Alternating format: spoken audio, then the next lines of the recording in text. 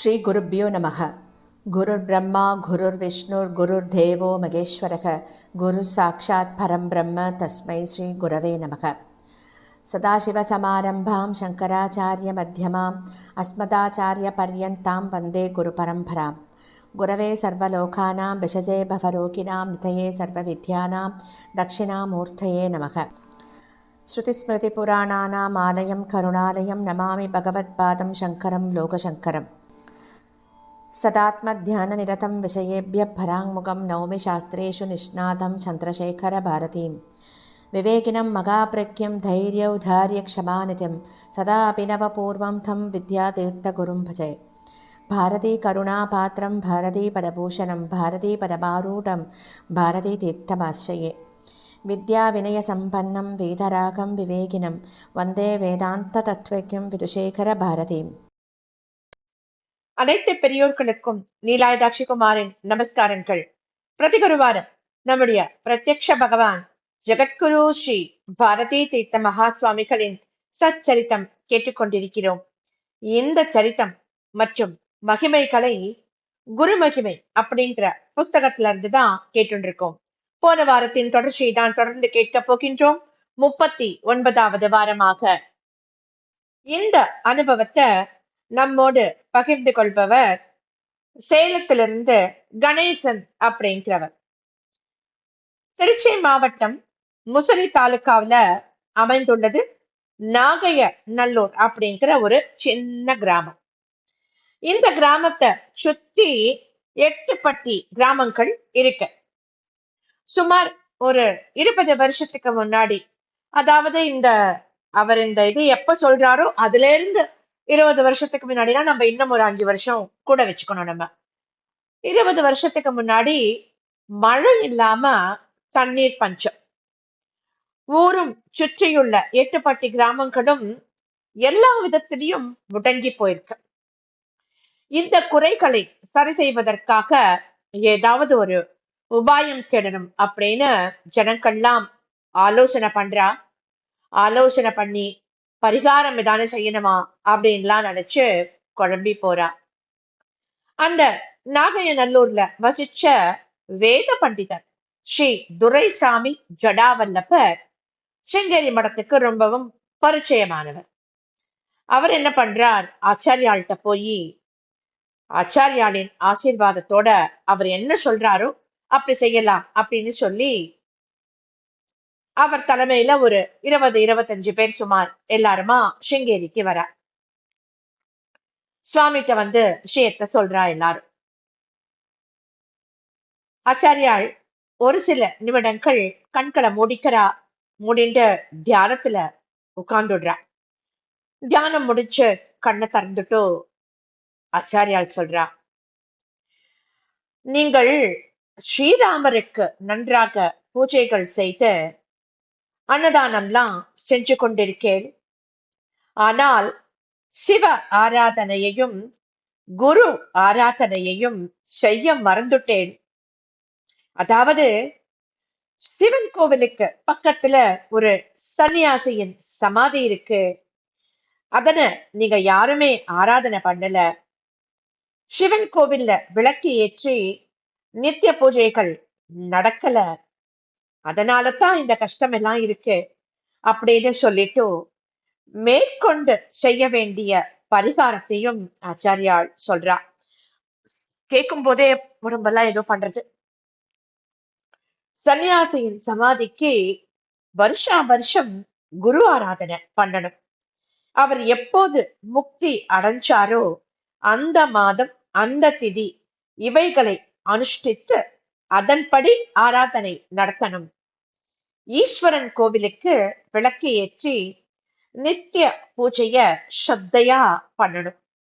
வருஷம் ஒரு முறை ஆடி மாசத்துல அருகில இருக்கும் காவேரியில ஸ்நானம் செஞ்சுட்டு குடத்துல தீர்த்தம் கொண்டு வந்து முடிஞ்ச வரைக்கும் ஜபம் பண்ணி எல்லா மூர்த்திகளுக்கும் அபிஷேகம் பண்ணணும். அப்போ அந்த பெரியவரை பார்த்து, அதாவது அந்த ஸ்ரீ ஜடாவல்லபரை பார்த்து சொல்றார், நீங்கள் சிறியவாளை எந்த முறையில் பூஜை செய்யணும் அப்படின்னு சொல்லி கொடுத்து அவர்களை பக்தி மார்க்கத்துல கொண்டு செல்லணும். இப்படி செஞ்சா கொஞ்ச நாளிலேயே எல்லாம் படிப்படியா நல்லதாகவே நடக்கும் அப்படின்னு சொல்லி ஆசீர்வாதம் கொடுக்கிறார் ஆச்சாரியார். அப்படியே என்ன சொல்றது, படிக்கவே முடியல என்னால, அப்படி ஒரு கூச்சல் உடம்பெல்லாம். ஆச்சாரியால் சொல்லியபடி பூஜைகள்லாம் கடந்த 8 வருஷ காலமா, அதாவது இந்த இந்த அவர் சொல்வதற்கு ஒரு 8 வருஷம் முன்னாடி இந்த இந்த விஷயங்கள்லாம், இந்த புத்தகம் ஒரு 4-5 வருஷம் இருக்கும். அதற்கு ஒரு 8 வருஷ காலங்களுக்கு முன்னாடி அவ ஸ்ரத்தையா அந்த பூஜையெல்லாம் ஆச்சாரியால் எப்போ சொல்லிட்டு இருக்காளோ அதுல இருந்து ஒரு 8 வருஷ காலம் ஸ்ரத்தையா பண்ணிட்டு இருக்கா. எட்டுப்பட்டி கிராமத்திலேயும் பல வருஷ காலமாக திறக்காமலும் பூஜை பண்ணாமலும் இருந்த சிவன், முருகப்பெருமான், மாரியம்மன் இந்த கோவில்கள்ல இன்னைக்கு தினமும் 2 கால பூஜைகள்லாம் அவ்வளோ ஸ்ரத்தையா நடந்துட்டு இருக்கு. ஸ்ரீ ஆச்சாரியாலோட ஆசைகளினால இப்போ விவசாயம் வருஷத்துக்கு 3 போகங்கள் விளைஞ்சு விவசாயம் பண்ற மக்கள்லாம் அப்படி ஒரு சந்தோஷத்தோடையும் சுபிக்ஷமாகவும் இருக்கா. இதை தொடர்ந்து பல விஷயங்கள், பஸ் போக்குவரத்து, கல்வி, மற்ற வசதிகள் எல்லாமே நன்னா பெருகி ஊரும் பரம சுபிட்சமா ஆயிடுறது. இதற்கு எல்லாமே காரணம் எங்களுடைய குருநாதர் ஜெகத்குரு ஸ்ரீ ஸ்ரீ பாரதி தீர்த்த மகாசுவாமிகளின் அந்த அருள் வாக்கும் ஆசீர்வாதமும் அப்படின்னு கணேசன் சொல்றார். நமக்கு கேட்கும் போதே கண்ணுல கண்ணீர் வழியிறது. அப்படியே என்ன ஒண்ணும் அடுத்த வார்த்தை வரமாட்டேங்குது. அந்த அளவு ஆச்சாரோட கருணைய நினைச்சு நமக்கு அப்படியே மனசு முழுக்க ஆனந்தமா இருக்கு. அவளுக்கு அந்த சமயத்துல எத்தனை ஆனந்தம் கிடைச்சிருக்குமோ அத்தனை ஆனந்தம் இப்போ சொல்றேன் எனக்கு கிடைச்சிருக்கு. உங்களுக்கும் கிடைக்கும்னு நினைக்கிறேன் அதே ஆனந்தம். அடுத்த நமக்கு அனுபவத்தை பகிர்ந்துக்க போறவர் பாலசுப்ரமணியம் அப்படிங்கிறவர். இவர் சங்கரமடம் சேலத்தோட தர்மாதிகாரி. அவர் சொல்றார், அவருடைய அனுபவங்களை சொல்றார். குரு அப்படிங்கிறவர் கருணாசாகரம் போன்றவர். குருவின் கருணை அள்ள அள்ள குறையவே குறையாதது. எத்தனை பேர்கள் அப்படின்னாலும் குருவின் கருணையை பயன்படுத்தி கொள்ளலாம். யார் வேணா பயன்படுத்தி கொள்ளலாம் குருவின் கருணையை. அவர்கள் பக்திக்கும் ஈடுபாட்டிற்கும் ஏற்ப அந்த அளவிற்கரிய குருவின் கருணையின் பலன்களில் நான் அனுபவித்தவற்றை என்னுடைய அறிவுக்கு எட்டிய வரை மற்றவாளோட நான் பகிர்ந்துட்டேன் அப்படின்னு சொல்றார்.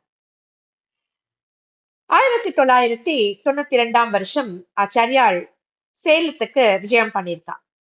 அந்த சமயம் இவருடைய கிரகத்திற்கு ஆச்சாரியால் கருணை கூர்ந்து வரத்துக்கு ஒப்புக்கொண்டிருக்கார். அப்போ குருநாதருக்கு பூரண கும்பம் கொடுப்பது, அவர் எங்கள் வீட்டு உறுப்பினர்களுக்கு மந்திராட்சதை ஆசைகள் வழங்கியது, இவை எல்லாவற்றையுமே அவர் போட்டோ எடுக்கிறார். எல்லாத்தையும் ஒண்ணு விடாம போட்டோ எடுக்கிறார்.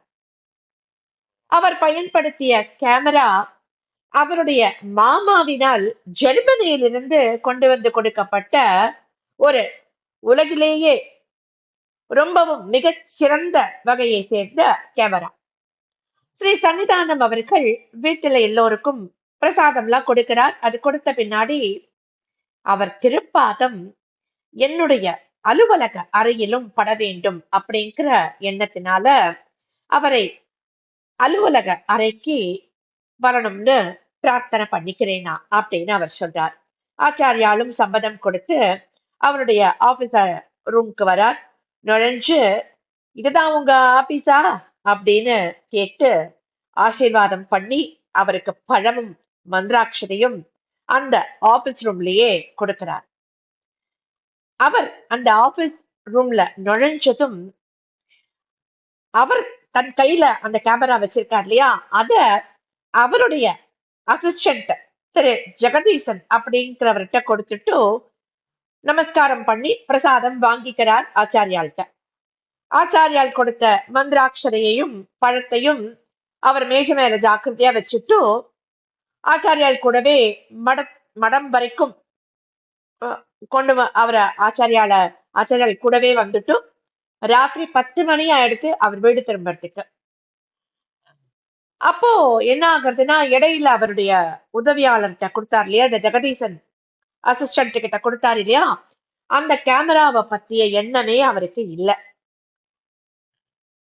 அப்போ வீட்டுக்கு வந்ததும் உடனே அது வரைக்கும் அவருக்கு ஞாபகம் இல்ல. ஆனா வீட்டுக்குள்ள வந்ததும் அந்த ஜெகதீசன் சொல்றார், சார் என்னமோ தெரியல, அந்த கேமராவ மூடவே முடியல, நான் அப்படியே வச்சிருக்கேன் அப்படின்னு சொல்லி கொண்டு வந்து கொடுக்கிறார். கேமராவை பரிசோதனை செஞ்சு பார்த்ததுல அதுல இருந்த ஒரு ஒரு பின், அதாவது அந்த பின்னோட அளவு வந்து அந்த குட்டி அரிசி மணி இருக்கு இல்லையா, அந்த அரிசி மணியோட அளவுதான் இருக்கு. அது ஒரு புறம் கழன்று எங்கேயோ விழுந்திருக்கு. சுமார் 50 பேர்கள் அவாத்துக்கு அப்ப வந்திருக்கா. அது எங்கே விழுந்ததுன்னு தெரியவே தெரியாது. அதுவும் அத்தனை குட்டியா இருக்கு, அரிசியோட அந்த அளவுல இருக்கு. சரி, அவ்வளவுதான், இனிமே இந்த கேமரா ஒண்ணும் பண்ண முடியாது, உபயோகப்படுத்தவும் முடியாது அப்படின்னு ஒரு செகண்ட் நினைச்சுட்டு மனசுல அவர் உடனே ஆச்சாரியால பிரார்த்தனை பண்றார். அதுக்கப்புறமா என்ன நடக்க போறது அப்படிங்கறத நம்ம நாளைக்கு தெரிஞ்சுக்கலாம். நாளைக்குன்னா அடுத்த வாரம் குருவாரத்துல தெரிஞ்சுக்கலாம். ஸ்ரீ சத்குரு பாக்கி பாக்கி பாக்கி. ஸ்ரீ சத்குருநாதா சரணம் சரணம் சரணம் சரணம் சரணம்.